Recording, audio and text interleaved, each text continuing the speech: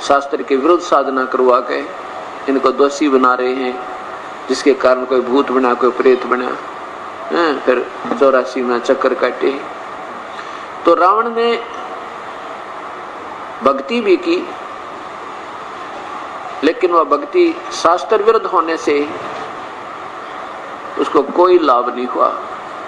अब इसको हम लाभ मानते हैं, घर में धन हो गया, ऐसा हो गया, वैसा हो गया, फिर उसका प्रतिफल क्या हुआ?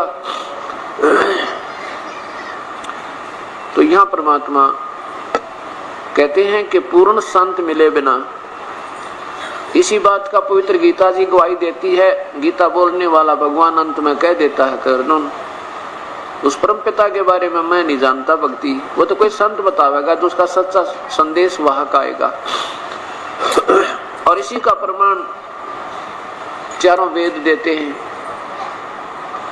यही जो की तो व्याख्या जो पवित्र गीता जी में, वही पवित्र चारों वेदों में, क्योंकि गीता जी चारों वेदों का निष्कर्ष है ज्ञान मार्ग में। और वही प्रमाण पवित्र कुरान शरीफ आपके सामने पेश की जाएगी, वही उसमें प्रमाण है।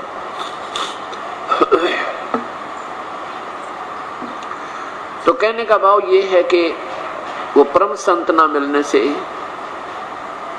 तो क्या बना हमारे साथ, रावण के साथ क्या बना? भक्ति की, समर्पण कर दिया, शीश काट कर चढ़ा दिया। इतनी भक्ति आज के ये कलयुग के जो भगवान शिव के उपासक एक उंगली काट कर ना चढ़ा सकते, और जो रावण ने सैक्रिफाइस किया ऐसा तो ये 70 जन्म नहीं कर सकते। और फिर उसको मिला क्या उस भगवान शिव की उपासना से? वो गलत गुरु गलत मिल जानते हैं, मार्गदर्शक गलत मिल जानते हैं। भोली आत्मा अपना जीवन खो के चला गया, राक्षस कहलाया, पाप आत्मा बनाया, कितनों को दुख दिया, भगवान के साथ दुश्मनी ले ली, त्रिलोकीनाथ के साथ। और ऐसा दुष्कर्म जो ऐसे योद्धा को शोभा भी नहीं देता। एक अबला को उठा लेना, अपनी माँ को उठा लिया, सीता को उठा लेना, त्रिलोक जननी, त्रिलोक में ये तीनों माता कहलाती हैं, पार्वती माता, लक्ष्मी माता और सावित्री माता। अब कहने का भाव दास का ये है कि फिर सोने की लंका भी दे दी, धन गणा दे दिया भगवान शिव ने, क्योंकि ये सिद्धि और रिद्धि दे देते हैं। और ये धन, ये ज्यादा धन इस जीव का सबसे बड़ा दुश्मन है। माया गणी हुई ना, और इसमें कुब्द जागी ना, ये सतमार्ग पर चल ही नहीं सकता जब इसके पास धन गणा हो जाएगा। और संत परमात्मा तो इस माया से दूर करने की चेष्टा करते हैं और सलाह देता है परमात्मा के बेटा इस माया को ज्यादा मत मांगना। कितना मांगना? साईं इतना दीजियो जिसमें कुटुंब समावे, हम भी भूखे ना रहे, अतिथि न भूखा जावे। हमें तो इतनी देना प्रभु कि ज्यादा माया ना देना, कहीं इस घनी माया को पाकर हम आपसे दूर ना हो जावे। ये माया जीव को परमात्मा से प्रथम दूर करे, क्यों घूटी लाने लग जाएगा। या कितना एक फैक्ट्री की जगह 2 ला बैठेगा, उसमें वो कुछ कर्ज हो जाएगा, कुछ मजदूर सटराई कर देंगे, सारी रात नींद आवे ना, भगवान भूल जाएगा, फिर घुट्टी लाने लग जाएगा, कहते टेंशन ठीक करूं इसलिए घुट्टी शराब पीता हूं, और फिर गया काम तय। परमात्मा कहते हैं परमेश्वर आप डॉक्टर की तरह ट्रीटमेंट करना दास का। बीपी डाउन होता है कौन सी गोली, अप हाई हो जाता है कौन सी गोली, ठीक रखियो मालिक। बीपी हाई भी बुरा, डाउन भी गलत। तो हे परमेश्वर गणे धन भी बुरा और थोड़ा भी काम ना चले थोड़े में। तो साईं इतना दीजिए जिसमें कुटुंब समावे, हम भी भूखे ना रहे, कोई अतिथि ना भूखा जावे। अब जब हम पूर्ण परमात्मा, पूर्ण परमात्मा के नुमाइंदे, पूर्ण संत की शरण में आ जाएंगे, फिर वो कबीर परमेश्वर, वो पूर्ण ब्रह्म आपको आपके भाग्य से ज्यादा भी देगा, अपने कोष्ठ, अपने खजाने तो भी दे देगा ये दयालु भगवान। और आपके साथ हरदम रहेगा। कैसे? जो बच्चा गौ की नजर में यो साईं ने संत, भक्तों के पीछे फिर ये भक्त वत्सल भगवंते। भक्तों के पीछे फिर ये भक्त वत्सल भगवंत, वो कबीर परमेश्वर, वो भक्त वत्सल भगवंत। अब देखो, ऐसा नहीं है कि भगवान ब्रह्मा विष्णु शिव भी ये भी शक्ति रखते हैं, जैसे एक प्रांत का विभागीय मंत्री होता है, वो भी राहत दे सकता है, और उनसे राहत लेने का भी यही तरीका है, उनकी मर्यादा में रहे, सच्ची लौ लगावे, तो वो जितना राहत वो दे सकते हैं दे देंगे। लेकिन गीता में मना किया है, तो अक्षणिक सुख है, ये मंदबुद्धि मूर्खों का अक्षणिक लाभ है, ये तो मूर्खों की पूजा, बेवकूफों का साधन है। भक्ति है तीनों गुण और देवता, अन्य देवता तक। आन देवता माने वैसे तो एक पूर्ण परमात्मा, पूर्ण ब्रह्म, कबीर देव। देव माने भगवान होता है, देव का अर्थ होता भगवान। और जैसे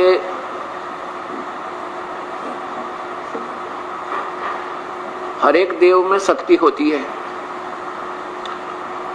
अब ब्रह्म कहता है कि जो मुझे छोड़कर अन्य देवताओं की पूजा करते और भगवानों की, जैसे ब्रह्मा भगवान, विष्णु ब्रह्मा देव, ब्रह्मा विष्णु देव और शिव महादेव, शिव शंकर देव, ये भी आन, ब्रह्म कहता है ये आन देवता है, अन्य देवताओं की पूजा। और वैसे फिर आन देवता में कौन कौन आ जाते हैं? पूर्ण परमात्मा, पूर्ण ब्रह्म, वो कबीर देव। उस एक देव न छोड़कर एकम, एकम माने अद्वितीय, जिसके बराबर दूसरा ना हो, उसको त्याग के अन्य पर ब्रह्म भी और ब्रह्म भी, और फिर ये ब्रह्म के तीनों पुत्र ब्रह्मा विष्णु महेश भी आन देवता में आते हैं, दूसरे देवताओं, अन्य देवताओं। अब कहने का भाव ये हमारा कि हमने उस परम पिता की पूजा ही करके अपना आत्म कल्याण कराना है, और ये भी भगवान राहत दे देते हैं। इनकी पूजा भी करोगे तो ऐसे ही करनी होती है, और लफंडर पड़ा नहीं, जैसे हठ योग करके, तप करके, किधर पानी में खड़ा होकर, किधर किसी तरह कोई व्रत रखकर नहीं। वो भी साधना शास्त्र अनुकूल ही करने से कुछ राहत वो दे सकेंगे, अन्यथा नहीं देंगे आपको। अब जैसे रावण ने पूजा की, केवल शिव जी को ही अपना इष्ट मान लिया और किसी देव में श्रद्धा नहीं रखी, तब वो राजी हुए। जो पति भरता पति से राती आन पुरुष निभावे, यानी किसी भी देव की अनन्य मनते करनी पड़ेगी। काल कहता मेरी पूजा करे तो मेरी भी अनन्य मनते। अव्यभिचारिणी भक्ति, अव्यभिचारिणी भक्ति होती है जो लड़की अपने एक पति पर आश्रित रहे, उसको अव्यभिचारिणी कहते हैं। और व्यभिचारिणी वो होती है जो वैश्यावृत्ति में लड़की आ जाती है। तो जो एक भगवान ने, एक परमात्मा की भक्ति ना करके, श्रद्धा ना रखे, और सभी देवताओं की, उसकी भी, माता की, मसाणी की, बारडी की भी, तरली की, पितरों की, श्राद्धों, कहते ये तो आन उपासना ही, व्यभिचारिणी भक्ति बताई। गीता जी में प्रमाण है इस बात का। तो जिस भी इष्ट का भक्ति करनी है अनन्य मन से करनी है, तो वो जितनी उसमें शक्ति समर्थता है उतना लाभ दे देता है। जैसे आपकी किसी दोस्ती होगी तहसीलदार से, और उसके साथ भी आपका एक रस सही प्रेम हो गया, तो आपको पूरी राहत देगा। जैसे आपने को इतनी राहत दे सके, अपना रजिस्ट्री करानी पड़ेगी कि तक कभी, वो तो जीवन में एक आधी बार सूत बैठे बस। आप उसके पास जाओगे तो आपको अंदर कुर्सी में बैठा होगा और वही चाय मंगाओगा और वही बैठे रजिस्ट्री करके हाथ में दे देगा, आपने कहीं नहीं जाना पड़ेगा। इतना सुविधा वो दे दी, पर इससे बाहर का कोई लाभ वो नहीं दे सकता। उसके बाद तो संसार में बहुत घने काम है जो हम अधिकारियों से कराने होते हैं। तो इसलिए कहा कि एक ऐसा दस सब सदै, और जब प्रधानमंत्री तो मेल हो जाता है, वो तहसीलदार जाते सलूट मारे और उसी कुर्सी पर बैठा और चाय पिलावे, जो पता लग जाए प्रधानमंत्री का खास नुमाइंदा है, और काम करे, और भी काम जहां जाओ वहीं सरे, वो सारे काम ठीक हो। इसी प्रकार उस परम पिता की एक ऐसा दे सब सदै, सब साधे सब जावे, और माली सींचे मूल को फिर फले फूलेगा।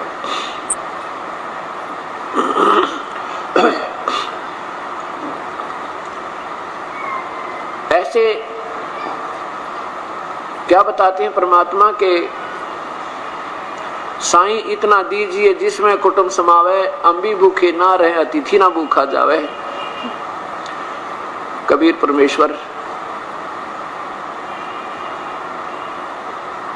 चारों युगों में आए हैं। ये परमात्मा सतयुग में सत्सुकृत नाम से, त्रेता में मुनिंदर नाम से, द्वापर में करुणामय नाम से और कलयुग में उस परमेश्वर का वही नाम जो इनका वास्तविक नाम है, कबीर देव।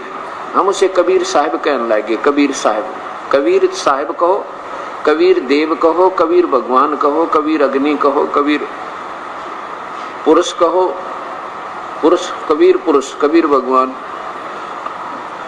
कबीर अल्लाह कहो, कबीर गॉड कहो, कबीर रब कहो, हक्का कबीर, सत कबीर कहो। सत कबीर माने अविनाशी कबीर।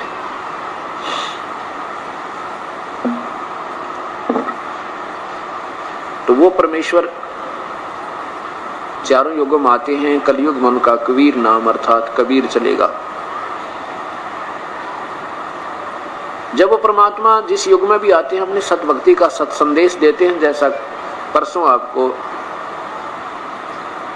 इसमें सामवेद के संख्या नंबर 1400 में और यजुर्वेद के 29 में अध्याय के 25वें श्लोक में प्रमाण दिया था कि वो परमात्मा कबीर है। अपना सत संदेश अपने चिकित्वान ज्ञान का, चिकित्वान माने स्वस्थ ज्ञान का, कति बिल्कुल जिसमें कोई किसी प्रकार की कोई मिलावट ना हो, कोई रोग ना हो, कोई दुख किसी प्रकार का शंका ना हो, ऐसा ज्ञान लेकर आता स्वच्छ, स्वस्थ और स्वच्छ। और वो कबीर है स्वयं ही। जब वो परमात्मा कलयुग में आए हुए थे उसमें इसी प्रकार जैसे ये दास उसी परम पिता की 600 वर्ष पहले बोली हुई है सतवाणी, अमरवाणी, अमृतवाणी, सतकथा, सतज्ञान, चारों वेद जिसमें समावेश, 18 पुराण, 11 उपनिषद, महाभारत, पुराण, पवित्र बाइबल यानी गुरु, ये सब का उसमें समावेश है। और वो कहा करते थे कि भाई देखो तुम जो पूजा कर रहे हो हिंदू लोग, ये तुम्हारी पूजा ठीक नहीं है, ये तुम्हारे गुरु ठीक नहीं है, ये तुम्हें शास्त्र विरुद्ध साधना बता रहे हैं।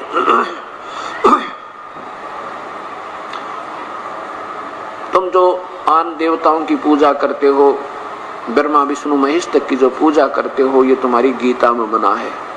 वेदों में इसका खंडन किया है। श्राद्ध निकालना गीता और वेदों में मना किया है। अब इस बात को जो भोली आत्मा थी वो जाकर अपने गुरुओं से बताते, सत्संग सुनकर कहते जी वो जुलाहा पता नहीं क्या उठपटांग बकवाद कर रहा है वहां पर सत्संग में, कहता है तुम्हारे गुरु ठीक नहीं है, वो गीता के विरुद्ध साधना बताते हैं, गीता में कहीं नहीं लिखा के, वो कहता है कि गीता में श्राद्ध निकालने को मना किया है गुरुदेव, क्योंकि अपने पूर्वज भोले भाले थे, अनपढ़ थे, अशिक्षित थे और उसमें शिक्षा ग्रहण करने की केवल एक वर्ग को ही अधिकार था।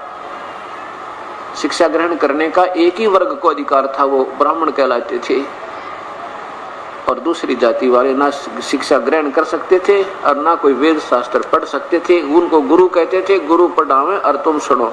बहुत अच्छी बात, ये तो बहुत अच्छी बात है। जब सारे मिस्त्री थोड़े बनाकर, मिस्त्री तो एक दो दुकान हो और किसी की मोटरसाइकिल ठीक हो जाते ठीक करवा ले जाकर। अब उन्होंने यही सोचा था कि ठीक है गुरु लोगों ने शास्त्रों को पढ़ा है, ठीक समझा है, शिक्षा ग्रहण की, हम क्या जाने। तो उन गुरुओं पे अविश्वास हो ही नहीं सकता, क्योंकि भोली आत्मा थी, इनको तो विश्व प्रभु चाहिए था। और गुरु के पास जब डॉक्टर के पास कोई दवाई लेने जाता है उस पर अविश्वास करना तो फिर शोभा सी भी ना देती।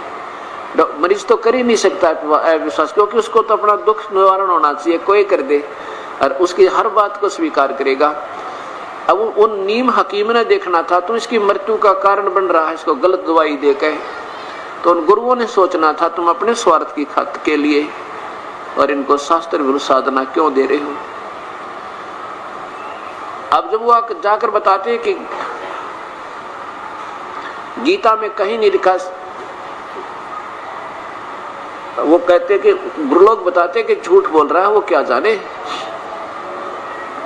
गीता में कहीं नहीं लिखा कि ये ऐसी पूजाएं मना किया है, श्राद्ध मत निकालो, पितर मत पूजो, भूत मत पूजो, और कहीं वेदों में नहीं लिखा, हम वेदों के रोज पढ़ते हैं, वो क्या जाने गंवार। कबीर साहब कहते हैं भाई कि वेद पढ़ने पर वेद ना जाने, ये बातें पुराण 18, और फिर भी जड़ को अंधा पत्ते खवावे, भूल गया सिरजनहारा। वेदों की आड़ लो और मूर्ति पूजा करवाओ, है नादान कहीं के। वेदों में मूर्ति पूजा कहीं लिखा है? केवल मूर्ति पर सीमित कर दिया तुमने। एक मंदिर में जाओ, घंटी, एक पुजारी बैठा पाओ, वहां जल चढ़ा दो, पैसे चढ़ा दो, घंटी बजा दो, फूल भगवान का मूर्ति का भोग लगा दो। इस बात से हिंदू लोग नाराज हो गए। क्या बताते थे परमात्मा? अरे बोली सी दुनिया, गुरु बिन कैसे सरिया। पूरे संत के बिना क्यों कर बात बने। अपने लल्ला के बाल उतरवावे, देख कैंची ना लग जइया, और एक बकरी का बच्चा लेकर उसका गला कटैया। रे बोली सी दुनिया, गुरु बिन कैसे सरिया। कहते हैं कि नादान संतों ने, मूर्खों ने इन प्यारी आत्माओं को कहां सीमित कर दिया, शास्त्र विरुद्ध साधना पे। एक बुढ़िया जाती है अपने बच्चे का मुंडन करवाने के लिए, पोते का, और साथ में उस बच्चे की मम्मी पहुंच गई कहां? माता के ऊपर, जहां इष्ट स्थान पे। एक बुढ़िया गई गुड़गामे वाली पे, मान लीजिए कोई काली पे, तो वहां जाकर क्या कहते हैं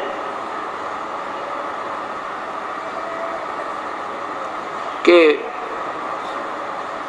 ये नाई के, यानी वह नाई होता है बाल उतारने वाला, चार, वो इतनी भीड़ होती है, उसको इतना समय नहीं होता कि सारे बाल काट दे। शीघ्रता से क्या करे, भाई जल्दी कर दे, मैं जल्दी जाना है। तो वो क्या करता है, 2 कैंची मारता है और इतने बाल पकड़ा देता है बुढ़िया तक, और वो फिर अंदर जाकर कहा माता के दरबार में चढ़ा देते हैं, अपने इष्ट धाम के अंदर मंदिर में। और बाहर 5 रुपये लेगा तो वहां मंदिर में 20 रुपये लेता है 2 कैंची लगाने की, क्योंकि उसको पता है कि यहाँ तो ये पक्का फटाफट शीघ्रता का काम है। उसका फिर क्या होता है कि आजकल वहां एक कॉन्ट्रैक्ट होने लगा, कॉन्ट्रैक्ट बेस पर छूटता है ये कि एक ठेकेदार होता है, वो ले लेता है, जैसे 2 लाख रुपए में एक माता का जो समागम होगा, 2 लाख रुपए उस कमेटी को दे देंगे, जिस दोस्त का प्रबंधक कमेटी है, बाकी व्यवस्था हम करेंगे। ज्यादा आवेगा तो हमारा और कम आवेगा तो हमारा। तो फिर ऐसे नहीं बिठाओगे जो बाहर 5 में काटने थोड़ा 20 लेंगे। तो ऐसे उस क्या करती है, कहते हैं देख भाई नाई के धीरे धीरे काटना, नाई धीरे धीरे काटना, मेरे पोते के बाल कहते कैंची ना लग जाए, इसका अभी कच्चा सिर है, नाजुक नाजुक सा।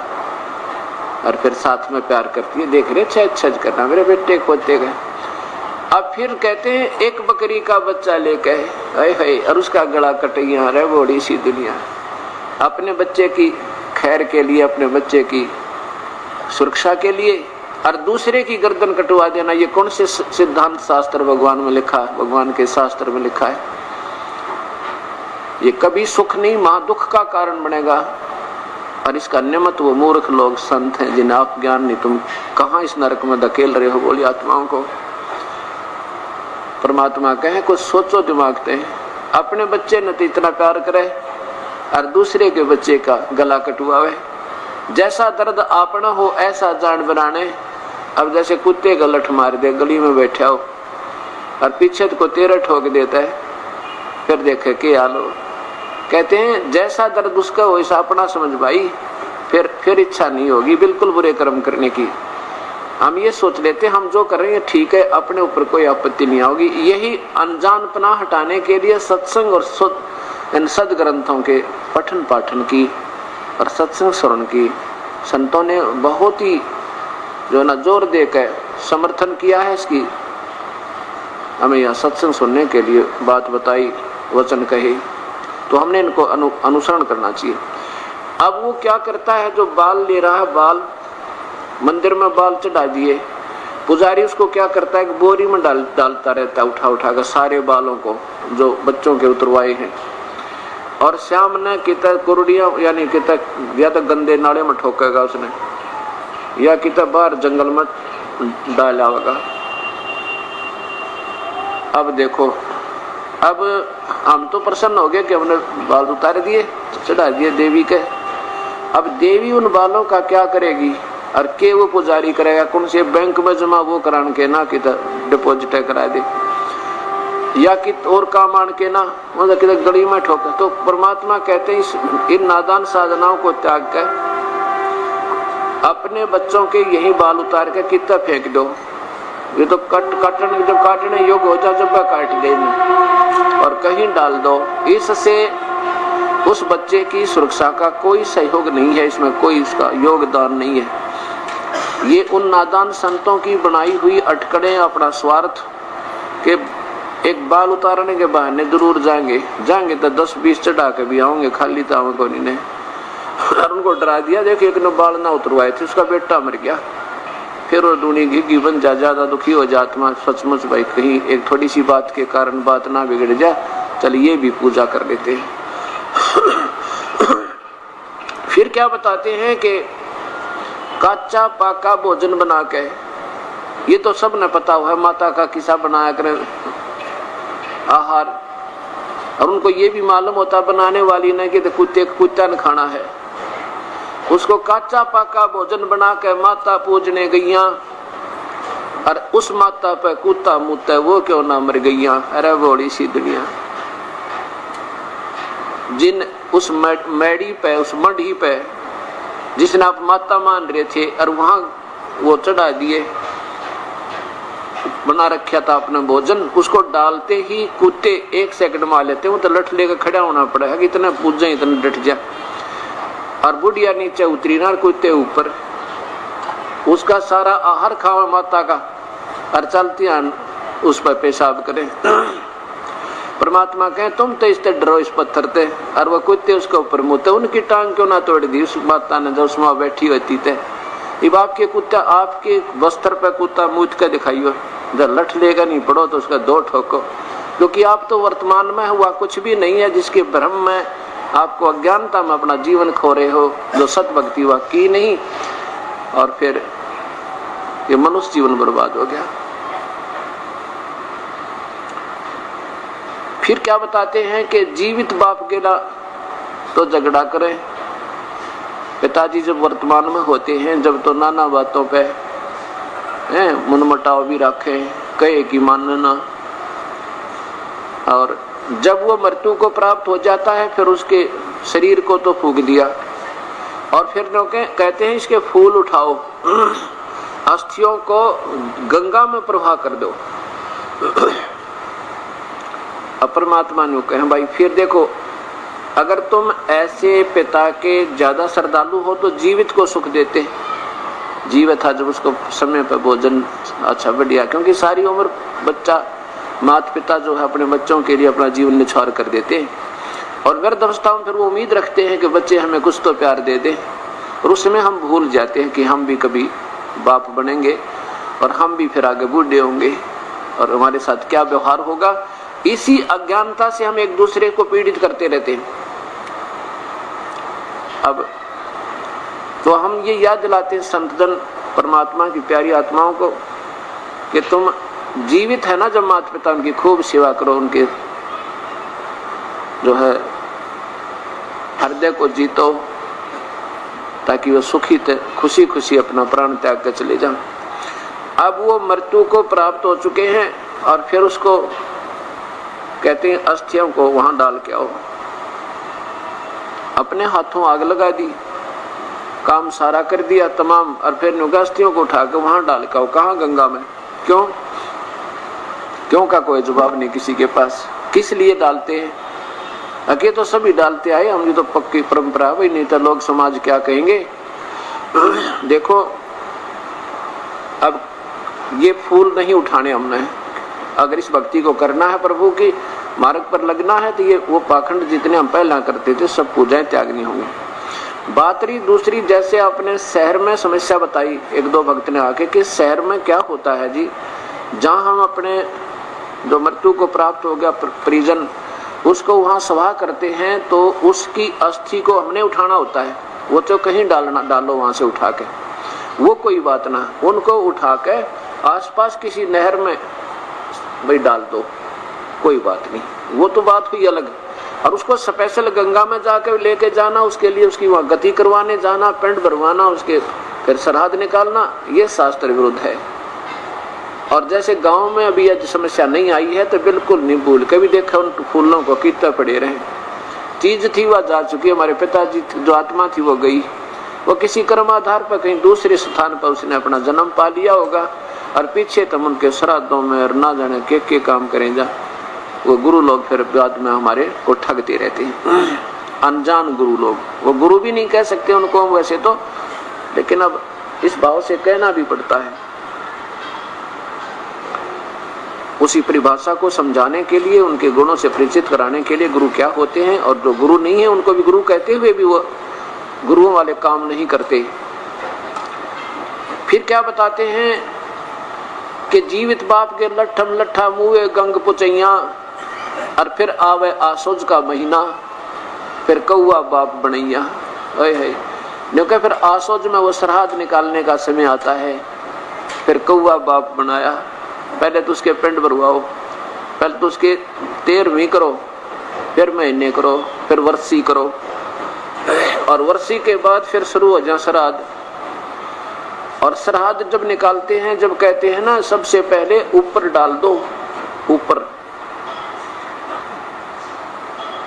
कि हो सके तुम देखो ना, हो सके तुम्हारा पिताजी कोई कौवा बन गया हो, वो गुरु लोग बताते हैं कि हो सके तुम्हारा पिता कोई कौवा बन गया हो।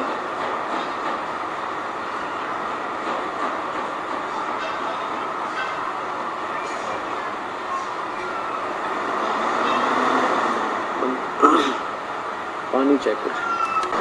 अब कभी किसी समय भी बगैर सोच के मैंने रख दो ऊपर रोटी, कौवा सबसे पहले आओगा। और फिर क्या कहते हैं वो गुरु लोग जो श्राद्ध निकालने आते हैं, उनके देखा ना कौवा, तेरा पिताजी कौवा बन गया, भोग लग गया उसको, बेड़ा पार हो गया।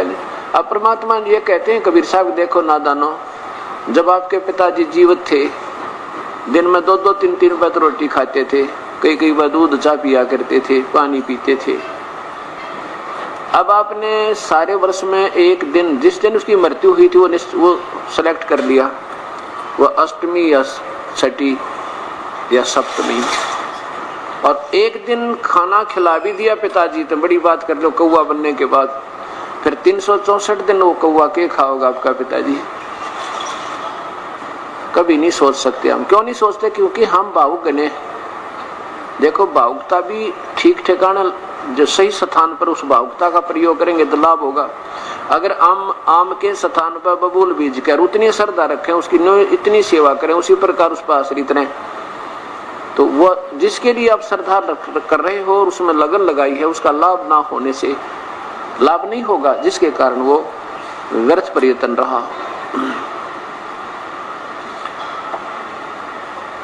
अब इस प्रकार वो परमात्मा बताया करते थे। उधर से मुसलमानों को कहा करते थे कि तुम जो मांस खाते हो, ये मांस खाना महापाप है और किसी प्रभु का संकेत, किसी धार्मिक व्यक्ति का संदेश नहीं हो सकता कि तुम मांस खा लो या शराब पियो या हुक्का पियो। मुसलमान शराब तो नहीं पीते, लेकिन हुक्का और मांस खुल्लम खुल्ला। और हिंदू लोग मांस नहीं खाते, शराब और तमाकू खुल्लम खुल्ला। उस समय की बात है। अब तो हिंदू, मुसलमान, सिख, ईसाई सब एक जैसे हो गए, कोई दिक्कत नहीं रही।